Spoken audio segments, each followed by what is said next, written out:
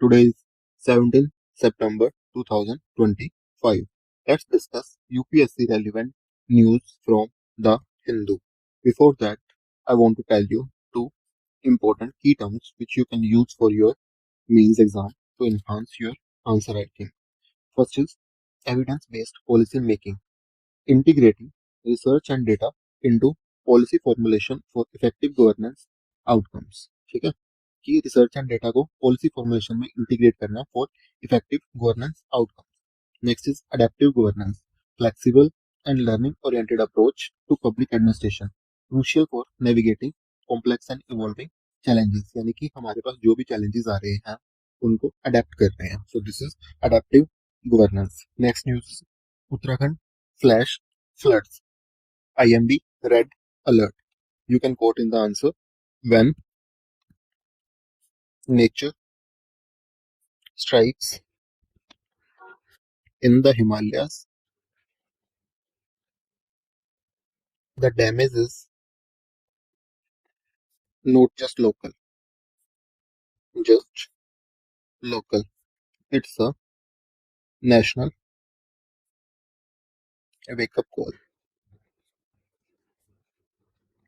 Okay, so you can quote this in answer.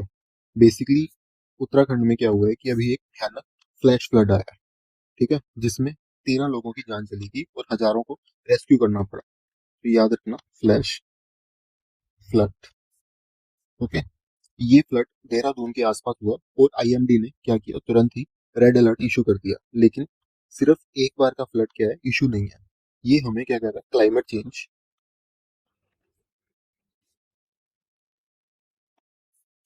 Change की बढ़ती हुई इंटेंसिटी का रिमाइंडर दे रहा है। ठीक है, तभी तो आज के गवर्नेंस फ्रेमवर्क में डिजास्टर रिस्क रिडक्शन और क्लाइमेट रेजिलियंस दोनों को सेंट्रल प्लेस मिलता है। ठीक है, और याद रखो कि disaster management act 2005 disaster management act 2005 disaster की लीगल डेफिनेशन देता है, legal definition.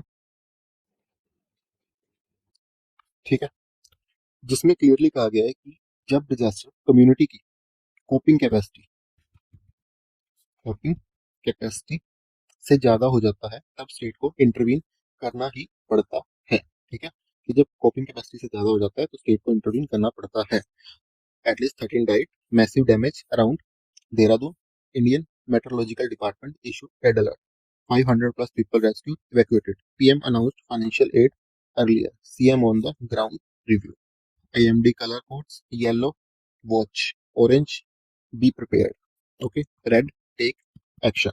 So this is important from presence point of view.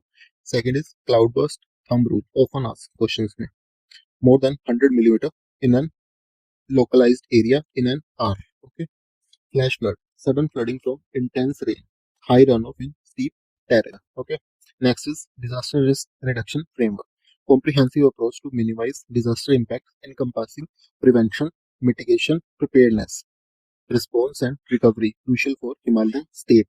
Next key terms is climate resilience, the capacity of social, economic and ecological system to cope with a hazardous event or trend or disturbance, responding or reorganizing in ways that maintain their essential function. Do remember key official definition was given by Disaster Management Act 2005.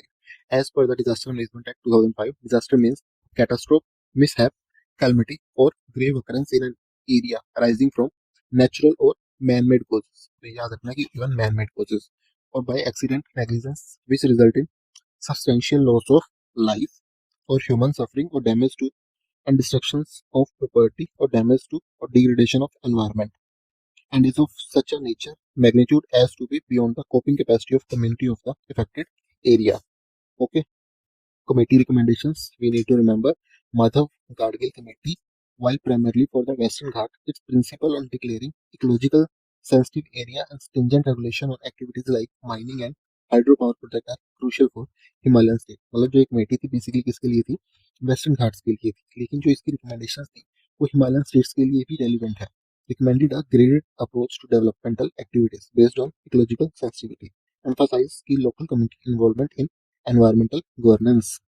Government of India की scheme National Adaptation Fund for Climate Change NAFCC launched in 2015. ये याद रखना. Aims to support concrete adaptation activities which are vulnerable to the adverse effect of climate change. It prioritizes projects in sectors like agriculture, water resources, coastal management, and forestry, directly aiding states like Uttarakhand in building climate resilience against events like flash. So basically, this is to adapt करने के लिए to the climate change. Next news is drone-driven drug smuggling surge in Punjab, that is Punjab border. You can quote in the answer.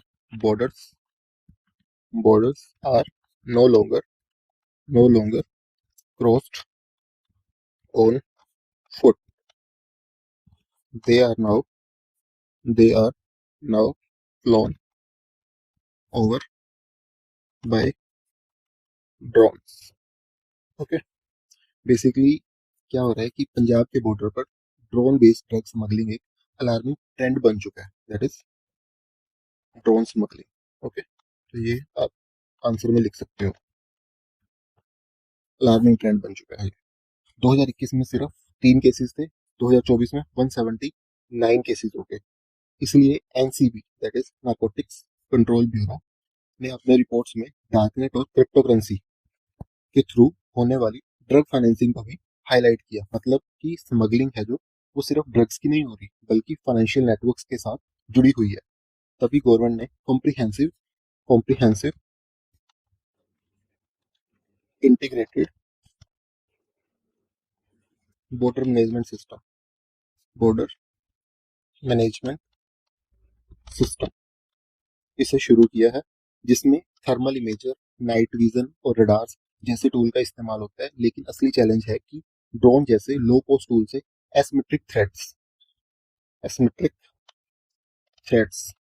इसकी definition हम आगे देखेंगे, ये खड़े होते हैं जो कन्वेंशनल बॉर्डर सिक्योरिटी को क्या करते हैं, चैलेंज करते हैं. So prelim pointer which you need to remember, border management. Okay, drones is equal to cross border TBML, trade based money laundering. Okay, trap क्या है कि नॉट ओनली कैश कुरियर. हमें याद रखना है कि अब क्या हो रहा है कि सिर्फ कैश के थ्रू नहीं हो रही, अब काफी चीजों के अलग अलग सोर्सेज के थ्रू हो रही है. NCB narcotic control bureau, apex drug law enforcement publishes annual trends को भी पब्लिश करती है. Darknet overlay network enabling anonymous trading often used for illicit narcotics. ठीक है, कि जहाँ पे क्या होता है, अनोनिमस ट्रेडिंग होती है. Asymmetric threats, the use of low cost readily available drone technology by non-state actor challenging conventional state border security mechanism. ठीक है, asymmetric threat. You can quote this in your answer. Weaponization of emerging technology. The repurposing of commercial drone capabilities for illicit activities, posing complex national security and regulatory challenges. ठीक है, emerging technologies हो रही हैं, उनको भी हम क्या use कर रहे हैं, ऐसा वेपन यूज कर रहे हैं.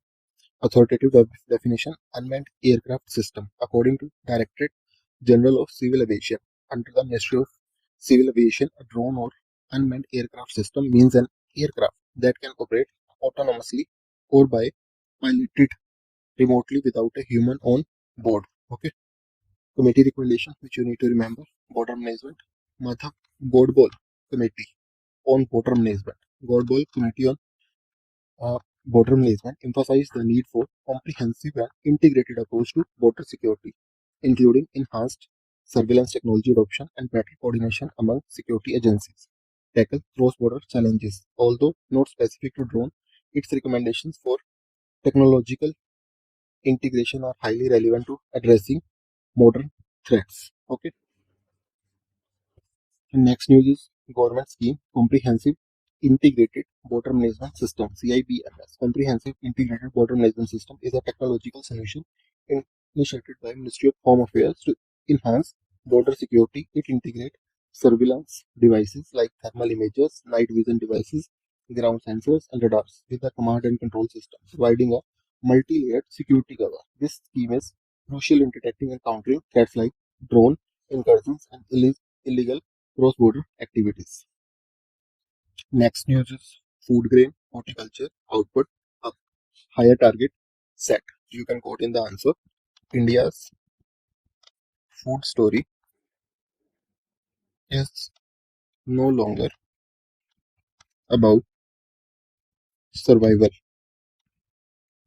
It's about sustainability.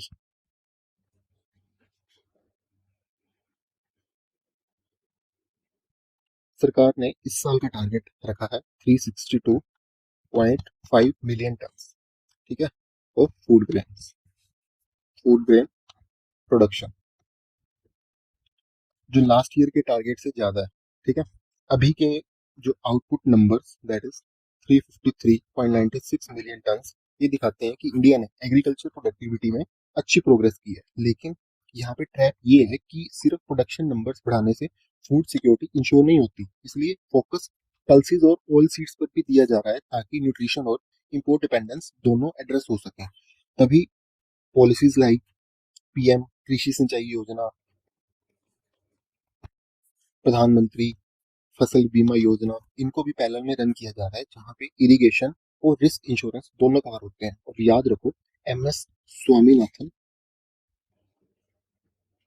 कमेटी ने एमएसपी मिनिमम सपोर्ट प्राइस को कॉस्ट के ऊपर 50% रखा था, जो आज भी क्या है, एक गाइडिंग बेंचमार्क है, ठीक है। तो this is what is written here that government target 362.5 million ton food grains in 2025-26, okay. 2024-25 output 353.96 million ton. Focus on pulses, oilseed, climate resilience. A prelim pointer and trap. Rabi campaign conference. Union state coordination on seeds, fertilizers, crop planning. Okay. Pradhan Mantri Fasal Bima Yojana emphasizes on timely payout during flood damage. Integrated farming system. Diversified own farm mix, that is crop, livestock and horticulture to spread risk, ठीक है, कि crop भी हो, livestock भी हो, horticulture भी हो। Sustainable intensification, you can quote this in your answer, a strategic approach to agriculture development balancing increased productivity with ecological preservation and resource efficiency, कि क्या हो, ecological preservation भी हो, resources की efficiency भी हो।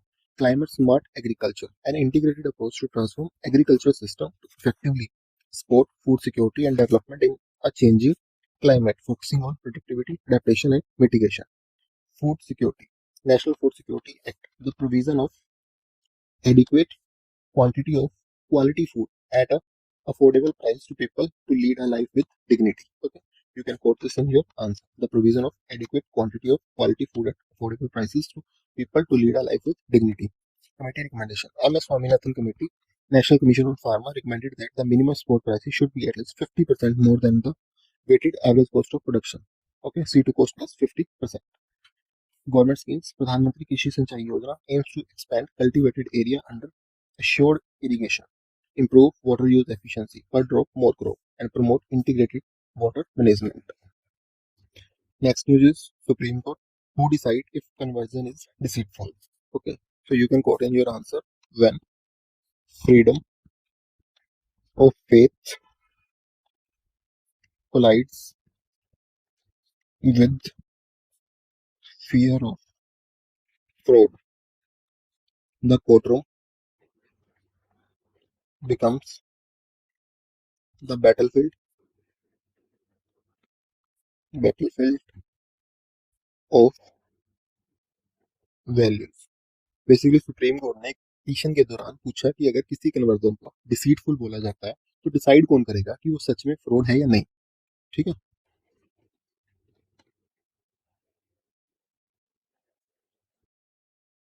यहाँ पे एक बड़ी डिबेट है कि एक तरफ आर्टिकल 25 हमें फ्रीडम ऑफ रिलीजन देता है, लेकिन याद रखना कि ये एब्सोल्यूट नहीं है।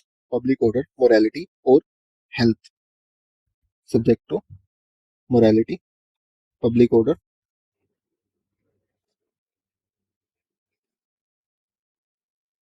And health. तभी तो स्टेट्स अपने फ्रीडम ऑफ रिलीजन एक्ट लाते हैं, जो प्रोसीजर और बर्डन ऑफ प्रूफ फिक्स करते हैं। लेकिन प्रॉब्लम तब होती है जब स्टेट और मेजोरिटी का पर्सपेक्टिव इंडिविजुअल लिबर्टी पे हैवी पड़ जाता है। इसलिए कॉन्स्टिट्यूशनल मोरालिटी का कंसेप्ट सुप्रीम कोर्ट बार बार यूज करता है ताकि सेकुलरिज्म और पर्सनल लिबर्टी को क्या किया जा सके, प्रोटेक्ट किया जा सके। फिर भी जुडिशियल रिव्यू काफी इंपॉर्टेंट है, क्योंकि एंटी कन्वर्जन लॉज अगर आर्बिट्री हो गए तो वो फंडामेंटल राइट से खिलाफ हो सकते हैं, ठीक है। So this is what is written here. Then supreme court asked petitioner in anti deceitful conversion plea who determine fraud in interfaith marriages. Supreme UPSC mains perspective. Okay, key concepts: constitutional morality. Supreme Court's interpretive doctrine to uphold the fundamental principle of constitution, often invoked in cases balancing individual rights like freedom of religion against majoritarian views or state action. This concept is crucial for understanding the judiciary role in protecting secular values and personal liberty in conversion debate. And judicial review: the power of Supreme Court to examine the constitutionality of and legality of legislative and executive action, including State Freedom of Religion Act. The current query by Supreme Court highlights its active role in scrutinizing the procedural and substantive aspect of anti-conversion law to ensure they align with the fundamental right and due process. कि जो ये कानून आ रहे हैं, that is Freedom of Religion Act, ये क्या होनी चाहिए? अलाइन होनी चाहिए with the fundamental rights and due process. Article 25, freedom of conscience, religion, subject to public order, morality and health. This is not absolute. Okay. State के जो freedom of religion act है, they vary by state, procedures and burden of proof. Okay. Key terms which you need to remember: deceitful conversion, that is conversion claimed via fraud, allurement and justiciability and test में legal issue. ठीक है, कि justiciability इसको justify करना क्या है, legal issue है. From the preamble of Constitution of India, we the people of India, having solemnly resolved to constitute India into a sovereign, socialist, secular, democratic republic, and to secure all its citizens justice, social, economic, and political liberty of thought, expression, belief, faith, and worship. The term secular implies that there is no state religion and all religions are treated equally by state. ठीक है, कि कोई भी state का religion नहीं है, हर religion को state क्या करेगा? इक्वली ट्रीट करेगा. कुछ कमेटी की recommendation: law commission of India की 21st report on family law reforms, जो कि डिस्कस करते हुए यूनिफॉर्म सिविल कोड ये हाईलाइट किया कि complexities of personal laws rooted in religious practices. Though not directly on deceitful conversion, it recommended codification of personal law. इसने कहा था कि codify करो personal laws. And emphasize the need to balance constitutional principle of equality and non-discrimination with religious freedom, urging for voluntary reforms while respecting diversity, indirectly addressing the underlying tension often associated with interfaith matters and legal interpretation. So you can quote in your answer: Law Commission of India 21st report. Government of India scheme. While no direct scheme, की कोई भी direct scheme exist नहीं करती for deceitful conversion, the प्रधानमंत्री कौशल विकास योजना under the Ministry of Skill Development and Entrepreneurship aims to provide skill training to youth. This indirect relevance stems from the idea that economic empowerment, economically empower होंगे, and vocational opportunities can reduce vulnerabilities to various forms of exploitation, including alleged allurement in conversion cases, by fostering independence and informed decision making among individuals. कि इनको skills दे दो, economically empower कर दो, तो क्या होगा कि कोई भी इन्हें अलोर नहीं कर पाएगा. ठीक है. Next news is government shortlist 100 import heavy items to localize. Basically, you can quote in your answer: self-reliance is not a slogan anymore. It's a shopping list of 100 critical imports. Government ने एक list बनाई है लगभग 100 products की, जिनको India heavily import करता है, लेकिन डोमेस्टिकली क्या किया जा सकता है? प्रोड्यूस किया जा सकता है. So it's all about import substitution. ये पुश आत्मनिर्भर भारत के कोर विजन को क्या कर रहा है? रीइंफोर्स कर रहा है. अभी तक हमने PLI स्कीम के थ्रू एक्सपोर्ट्स और मैन्युफैक्चरिंग बूस्ट करने की बात की थी, लेकिन यहाँ फोकस स्पेसिफिक आइटम्स को इंपोर्ट सब्स्टिट्यूट करने पे है. That is import substitution. ठीक है. इसलिए टैरिफ के साथ साथ नॉन टैरिफ बैरियर जैसे क्वालिटी स्टैंडर्ड्स और सर्टिफिकेशंस भी इंपोज किए जा रहे हैं. तभी इकोनॉमिस्ट कहते हैं कि स्ट्रक्चरल ट्रांसफॉर्मेशन तभी सक्सेसफुल होगा जब प्राइमरी सेक्टर से इंडस्ट्री और सर्विसेज की तरफ शिफ्ट होगी. लेकिन याद रखने वाली बात है कि आबिद हुसैन कमेटी ने भी कहा था कि substitution, that is import substitution, indiscriminate नहीं होना चाहिए, सिर्फ उन्हीं एरिया में होना चाहिए जहां पे कंपैरेटिव एडवांटेज या फिर स्ट्रेटेजिक नीड हो.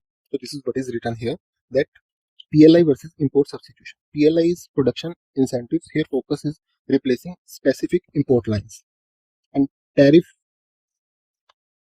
so PLI was basically production incentives and import substitution is replacing specific import lines कि हम import ही नहीं कर रहे हैं, मतलब हम replace कर रहे हैं उसको.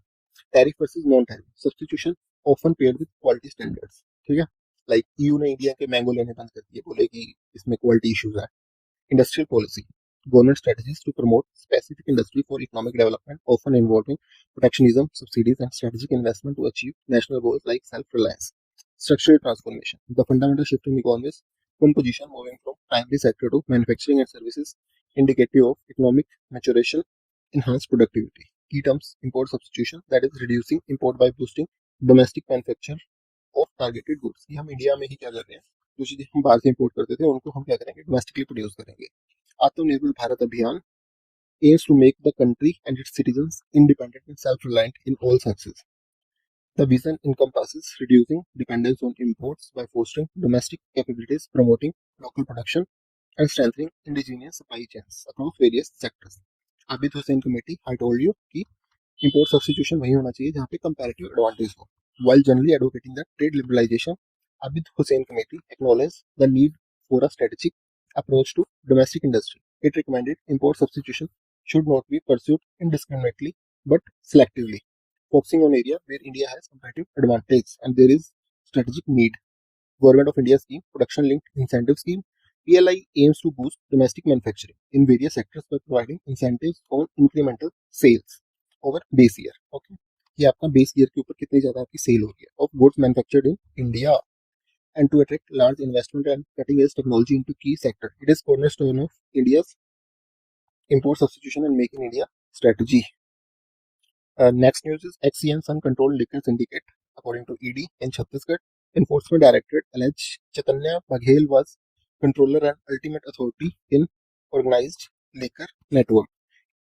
Prelim pointer, ED mandate, prevention of money laundering act, investigation, attachment, prosecution. ठीक है, बट याद रखना कि ईडी खुद कोर्ट का ट्रायल नहीं करता. ठीक है, state excise versus PMLA, state regulate liquor, laundering probe can be federal.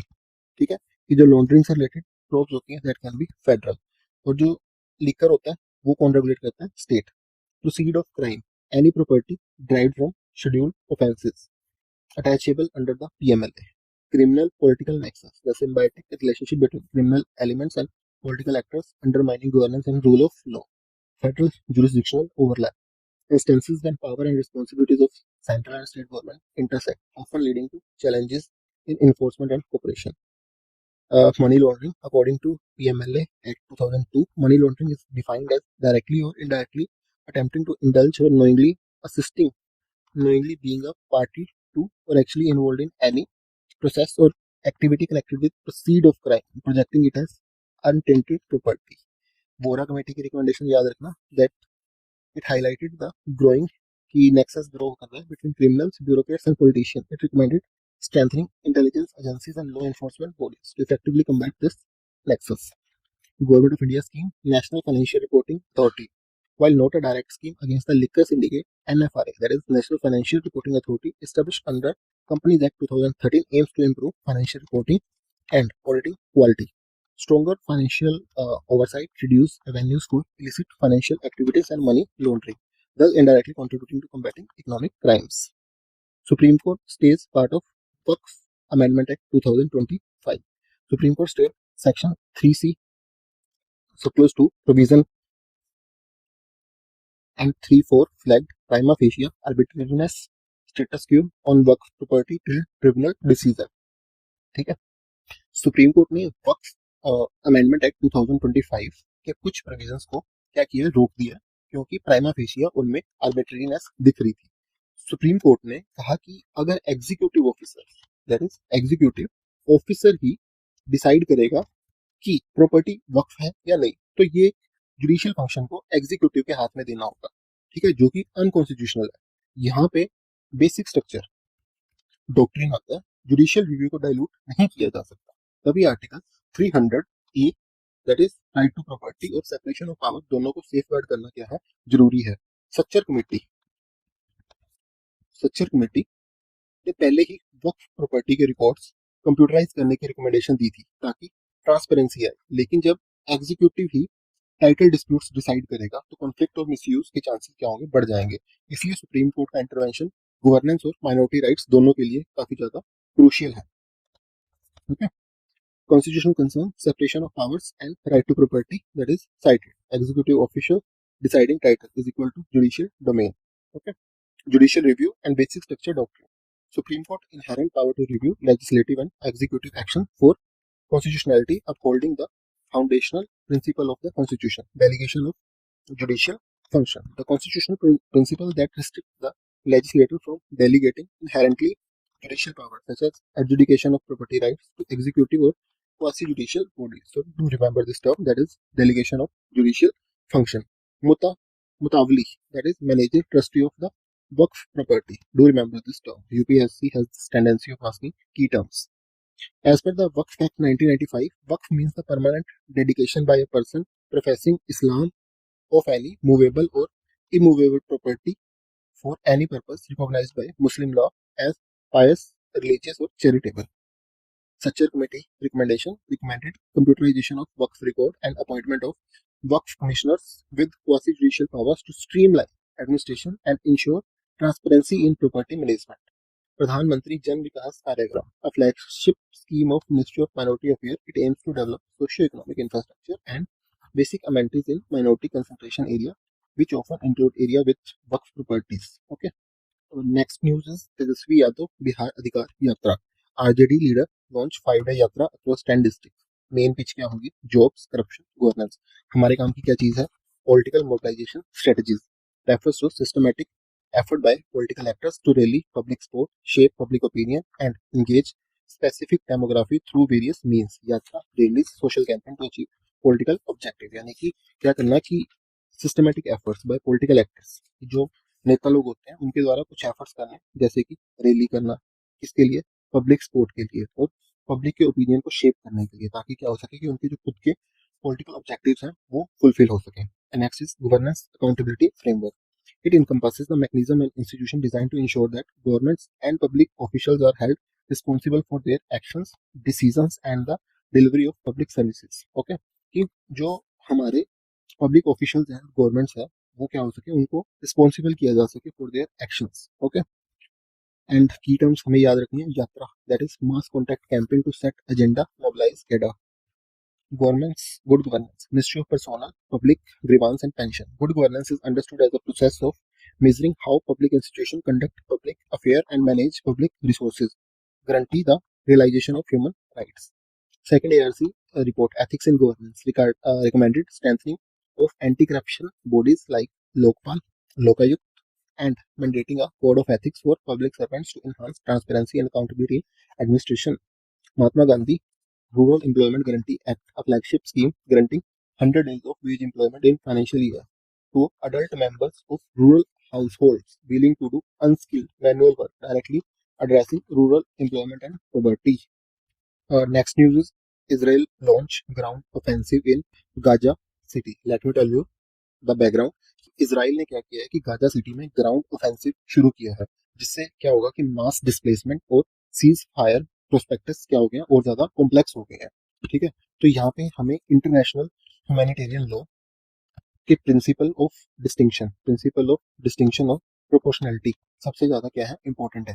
लेकिन ग्राउंड रियलिटी में सिविलियन कोलेटरल डैमेज काफी ज्यादा होता है. इस वॉर को अर्बन वॉरफेयर कहा जाता है, जहां डेंस पॉपुलेशन के बीच मिलिट्री एक्शंस होते हैं. इंटरनेशनल डिबेट्स में रिस्पॉन्सिबिलिटी टू प्रोटेक्ट एक फ्रेमवर्क प्रोवाइड करता है कि अगर स्टेट अपनी पॉपुलेशन को एट्रोसिटी से बचाने में फेल हो तो इंटरनेशनल कम्युनिटी इंटरवीन कर सकती है. लेकिन एसिमेट्रिक वॉरफेयर, जिसमें नॉन स्टेट एक्टर्स और स्टेट फोर्सेस के बीच इम्बैलेंस होता है, सॉल्यूशंस को और भी मुश्किल बना देते हैं. तभी इंडिया जैसे देश HADR, that is humanitarian assistance and disaster relief operation के जरिए अपना रोल न्यूट्रल और ह्यूमैनिटेरियन रखते हैं. So this was the background. So let's discuss की what is the news about IHL, that is International Humanitarian Law, Distinction and Proportionality. Okay. UNGA, UNHRC resolution are mostly non-binding. Okay. Urban warfare combat in dense civilian area with high collateral risk. Responsibility to protect. International norm affirming state duty to protect population from mass atrocities and the international community's responsibility to intervene if state fails. Asymmetric warfare, conflict between belligerents of vastly different military capabilities, often involving non-state actors using unconventional tactics against a state military. International humanitarian law, according to International Committee of the Red Cross. International humanitarian law is a set of rules which seeks for humanitarian reasons to limit the effect of armed conflict and protect persons who are not or are no longer participating in hostilities and that restrict the means and methods of warfare. IHL is also known as law of war or the law of armed conflict. Relevant recommendation UN Secretary General's High Level Panel on Threats, Challenges and Change 2004. In the context of responsibility to protect, the panel recommended that Security Council adopt a resolution setting out principles for the use of force, including humanitarian intervention. It stressed the importance of timely and decisive actions by the international community when national authorities manifestly fail to protect their population from genocide, war crime, ethnic cleansing, and crimes against humanity. Government of India की कुछ schemes that is HADR that is humanitarian assistance and disaster relief. Government of India actively participating in and contribute to the global humanitarian assistance and disaster relief effort through its various ministries, including the Ministry of External Affairs, Ministry of Defense. While not a scheme for internal governance, India's HADR operation demonstrates its commitment to international humanitarian principles by providing aid, medical assistance, and support during crisis. Okay. So this was all about today news. Thanks for watching. See you in next video.